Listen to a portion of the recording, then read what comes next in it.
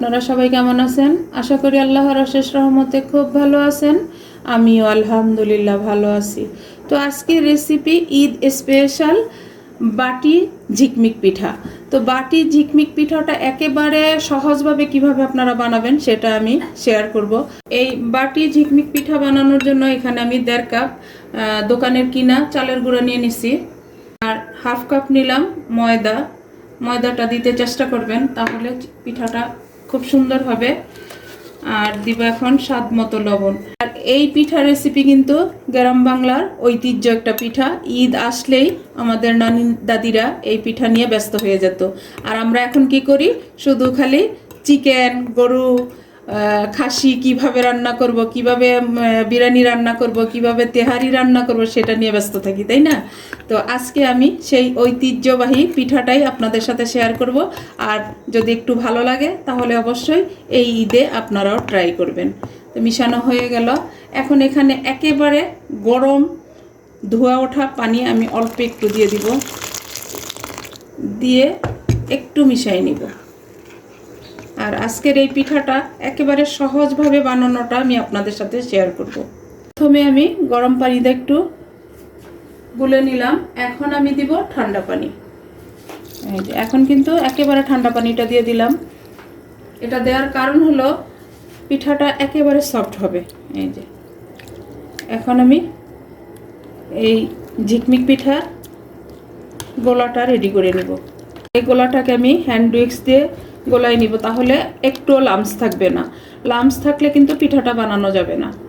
এই যে পিঠার গোলা বা ব্যাটারটা রেডি হয়ে গেল। এখন আমি এই যে একটা বলবাটি নিয়ে নিলাম, এই বলবাটির মধ্যে আমি এই ব্যাটারটাকে ছেঁকে নিব।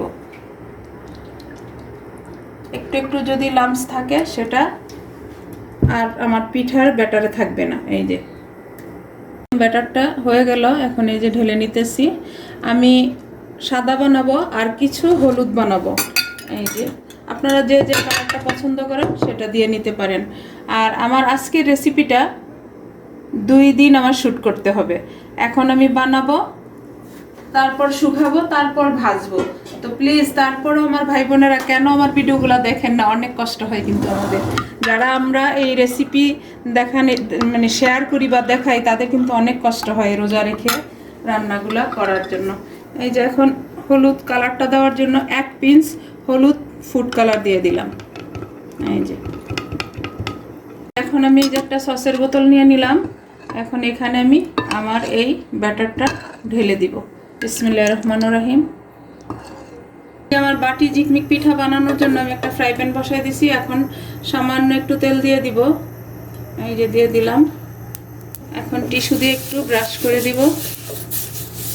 এখন আমি বাটি ঝিকমিক পিঠাটা বানাবো। বিসমিল্লাহির রহমানির রহিম। একটু বড় করে বানাই নিব এটা পিঠাটা, যেভাবে খুশি দিয়ে নেবেন। বাস হয়ে গেল। এখন ঢাকনাটা দিয়ে আমি 1 মিনিট অপেক্ষা করব। একেবারে সহজ এই পিঠাটা বানানো। মিনিট হয়ে গেল, আমি ঢাকনাটা নামাই নিলাম। আর আমার চুলার আঁচটা কিন্তু মিডিয়াম আছে। আর বাটি ঝিকমিক পিঠা বানানোর জন্য আপনারা বাটিতে বানাতে পারেন, বা এই যে আমার মতো এরকম একটা বয়মের ঢাকনা নিয়ে নিতে পারেন। তো এখন আমি এই যে পিঠাটা উঠাই নিব, আমি হাত দিয়েই উঠাই নিব। দেখেন মাশাআল্লাহ, এই যে উঠায়া এই যে বাটিতে বসাই দিব। বসায়া এইভাবে একটু চেপে হালকা করে দিয়ে দিব। এই যে চেপে দিলাম। আর এই চাপার কাজটা কিন্তু গরম অবস্থায় করতে হবে। এই যে এখন এই যে পিঠাটা হয়ে গেল, দেখেন মাশাআল্লাহ। এই যে এইভাবে আমি সবগুলি পিঠা বানাই আমি আপনাদের সাথে শেয়ার করতেছি। আর এটা তো শুকাতে হবে, তারপর আবার শেয়ার করব কিভাবে এটা ভাজবো। আমার সাদা বাটি ঝিকমিক পিঠা বানানো শেষ। এখন আমি বানাবো হলুদটা। দেখেন আপনারা চাইলে যে কোনো কালার দিতে পারেন, একটু কালারফুল হলে বাচ্চারা খুব পছন্দ করে, দেখতেও অনেক সুন্দর হয়, তাই না? এই যে দিয়ে দিলাম। এখন ঢাকনাটা দিয়ে আবার 1 মিনিট অপেক্ষা করব।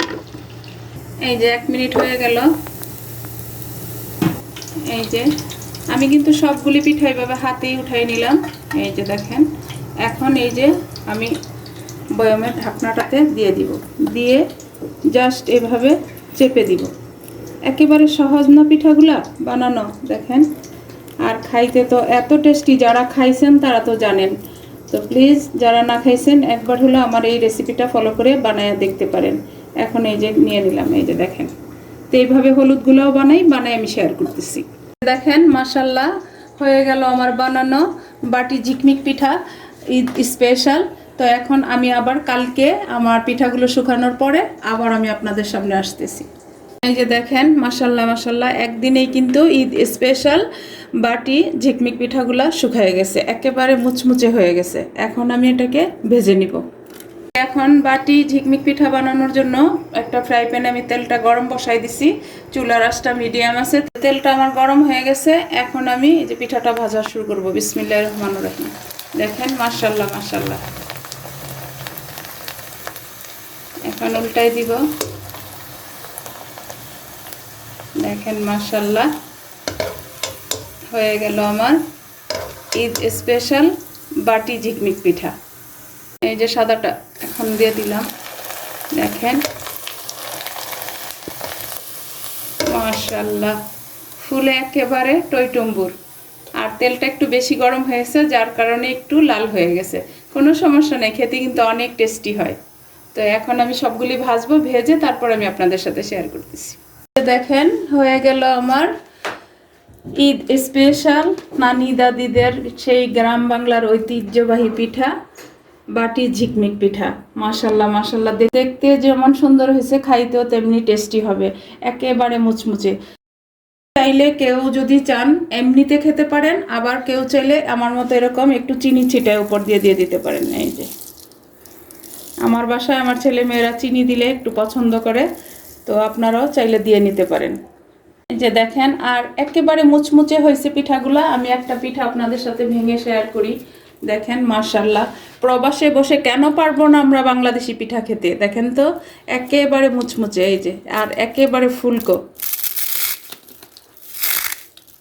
দেখেন মাশাল্লাহ, যদি রোজা না থাকতাম এখনই মুখে চলে যেত এই পিঠাটা, তাই না? তো যাই হোক আমার প্রিয় ভাই বোনেরা যারা প্রবাসে আছেন, আমার রেসিপিটা ফলো করে ঐতিহ্যবাহী গ্রাম বাংলার স্বাদটা নিতে পারেন। তো আজকে আমার রেসিপিটা বানানো শেষ হয়ে গেল। আমি আপনাদের কাছ থেকে বিদায় নিব, আবার নতুন কোনো রেসিপি নিয়ে আসব। আল্লাহ হাফেজ।